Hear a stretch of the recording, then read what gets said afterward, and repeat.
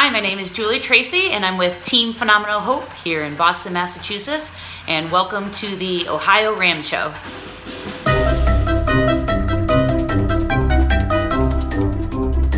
Thank you, Julie, for that introduction. Julie is the latest member of Team Phenomenal Hope, a team which we know around the ultra race circuit, but also is making its name in other ultra events as well. Julie will be on the next OhioRAAM Show, which will be on December the 7th.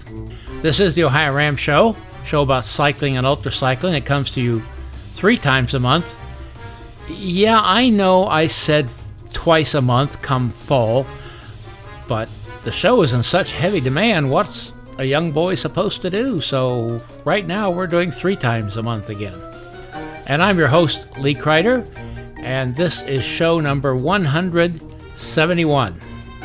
The OhioRAAM Show is a product of Time Stations 41 in Oxford, Ohio, and Time Stations 42 in Blanchester, these 2 time stations in the race across America. And when we get close to the race, we'll be talking more about these time stations. And always don't forget the show notes. If you're watching the show on OhioRAAMShow.com, they appear right below the video. There's always information there about our guests and some other information as well. Check those out. On today's show, we have Franz Preihs from Graz, Austria. Franz has appeared in the Race Across America on a number of occasions, and he's appearing once again in 2018. And with that said, we're going to head right on over to Graz, Austria, and Franz Preihs.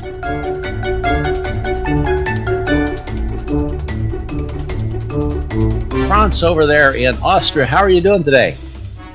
Hi, Lee. It's a pleasure to see you online, and thank you for the invitation. I'm fine. I returned from the United States last week, and I'm in some kind of chill mode at the moment before starting again preparing for RAM. Okay, and I have to say about you, Franz, you have a lot to do with the OhioRAAM Show getting started. Really?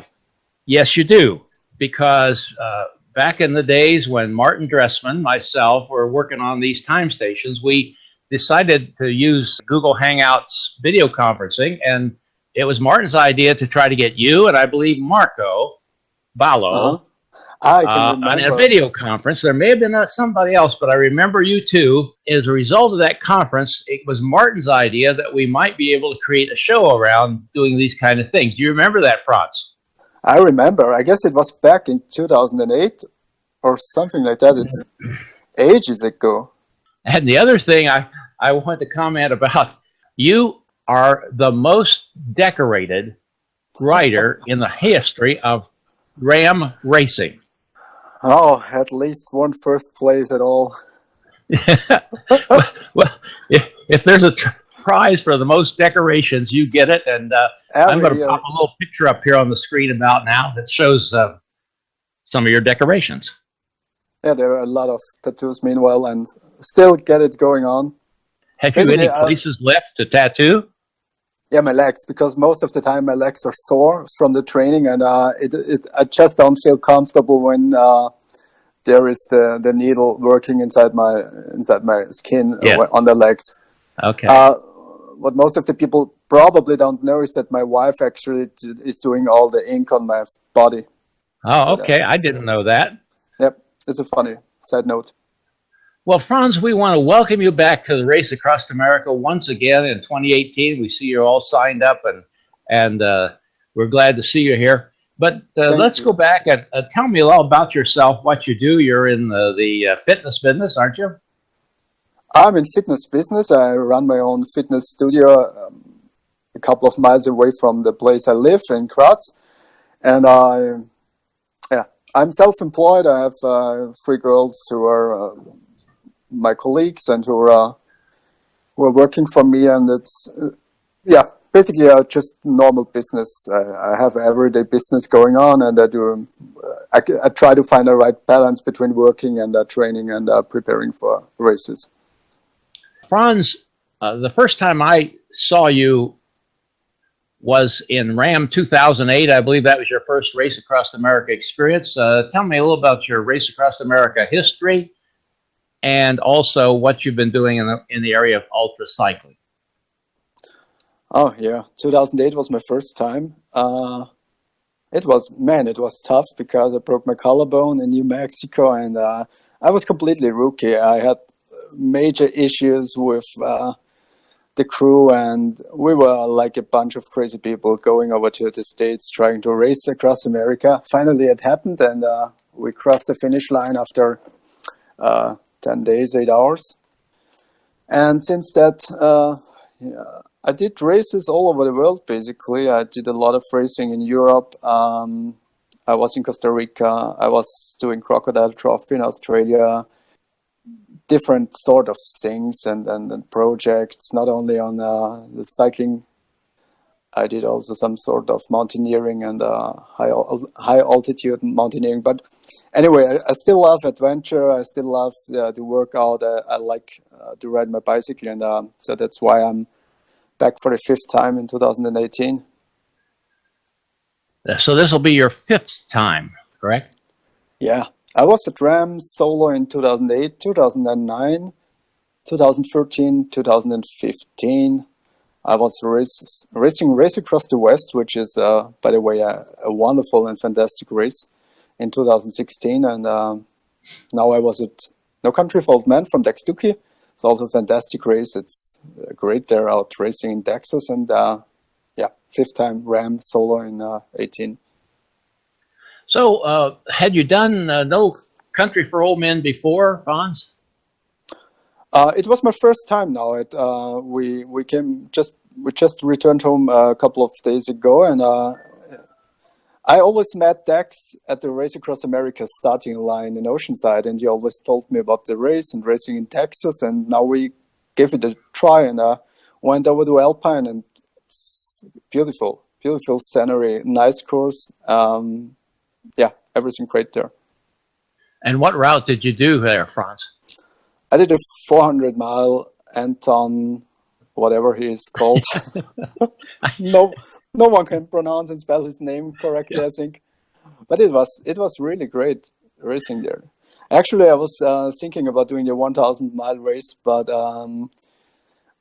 we decided my wife and me decided in summer of 2017 that we will do another Race Across America in 2018. And as you might know, and maybe the viewers also can, I imagine, if you come over from Europe to do OhioRAAM, it's some sort of expensive adventure. So we had to cut down a little bit from No Country for Old Men, and 400-mile race is a great combination because it's some sort of ultra cycling, but you don't have to do like a huge crew. You don't need a motorhome. We just did it with 2-person crew. Well, Dex does a wonderful job down there, doesn't he?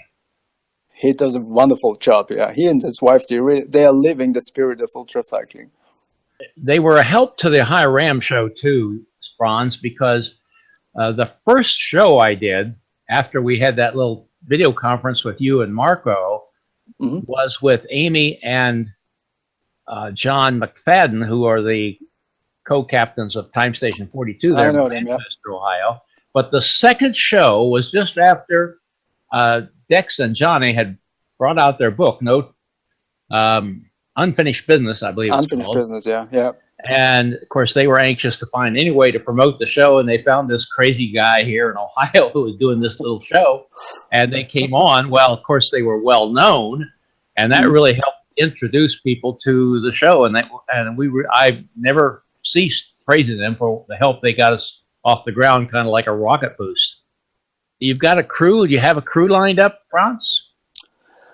Actually, we have 90% of the crew lined up. We have 8 of 10 persons. The spots getting filled, and we are expecting to finish the whole crew lineup until beginning of December. It's getting finding crew for Race Across America is always simple.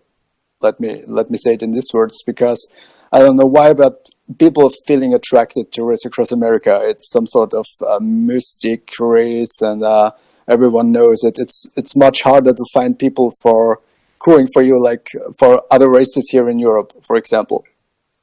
I'm luckily in a position where I can pick the best of the best out for crewing. I believe there's another well-known site. Isn't there somebody else that I should know of or heard of that comes from your town in ultracycling? Yeah, Christoph Strasse is living just a couple of miles away from me. I guess it should be like 10 minutes with the bicycle. And yeah, sometimes we hang out for having dinner or lunch together with our girls. But yeah, he's one of the few friends in extreme endurance cycling, and I like him. He's a great guy, down to earth, and he's doing a lot for the cycling community and also for the sport of ultra cycling. Yes, I know I've heard that name before sometime. Yeah.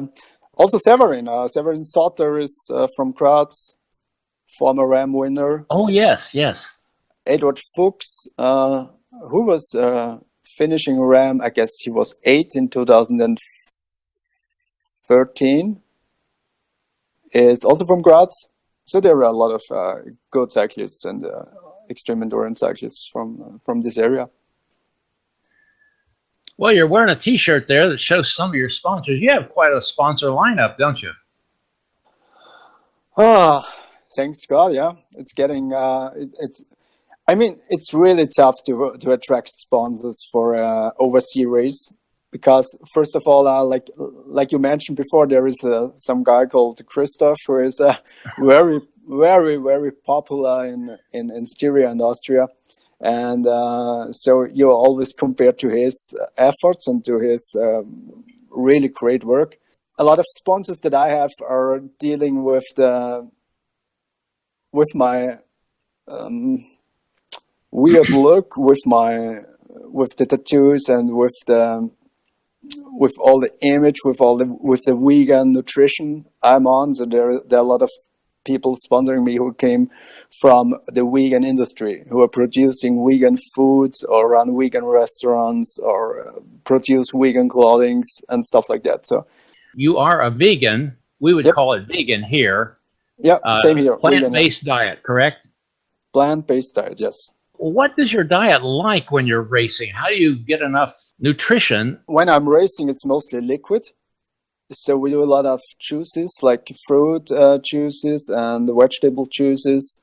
And we put in some extra oil to increase the fat level and the calorie intake.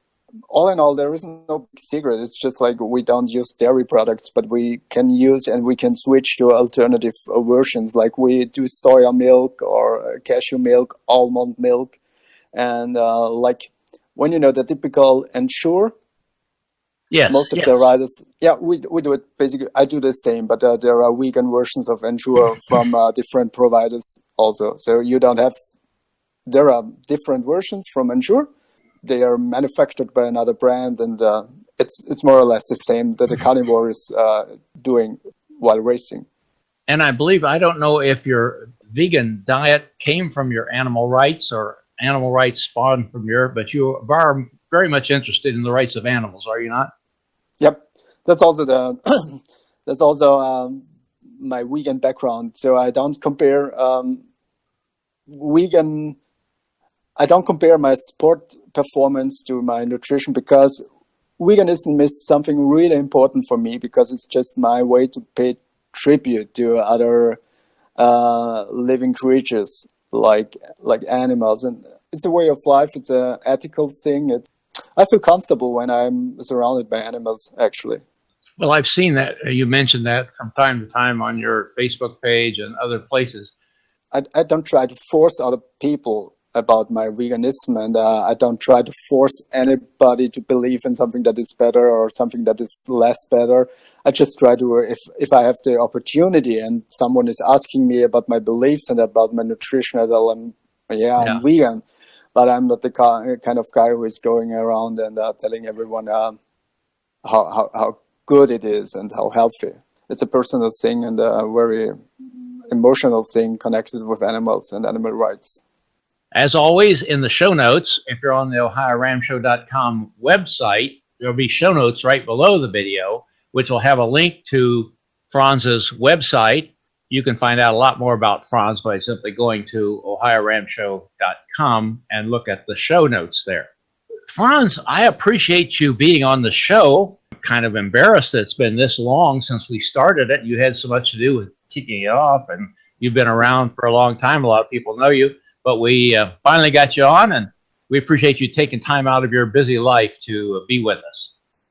It was a pleasure. Thank you, Lee, for inviting me and giving me the opportunity to talk to the interested people.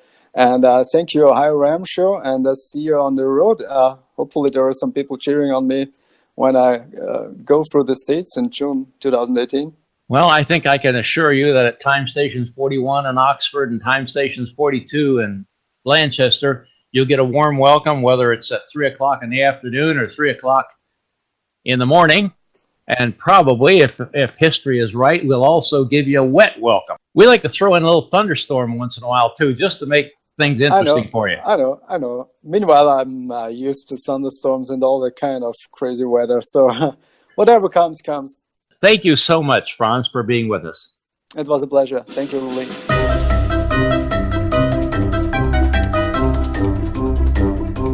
Well, thank you, Franz. We wish you well in the race across America and all your other adventures. We want to thank all of you who support the OhioRAAM Show. That's especially important. And you are responsible for the growth in the show we have seen. When on the social media you give us likes and comments, particularly when you give us shares, or in Twitter when you give us retweets, all that has helped the show to grow. And I discover as I move around among the community that more and more people are aware of the show and what we're trying to accomplish here, and we appreciate very much your support.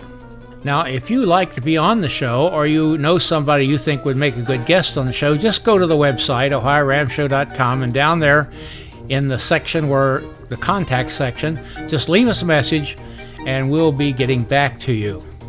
And while we're on that subject, let's talk about those of you who are in the Race Across America, Race Across the West, and your profiles on the RAM website.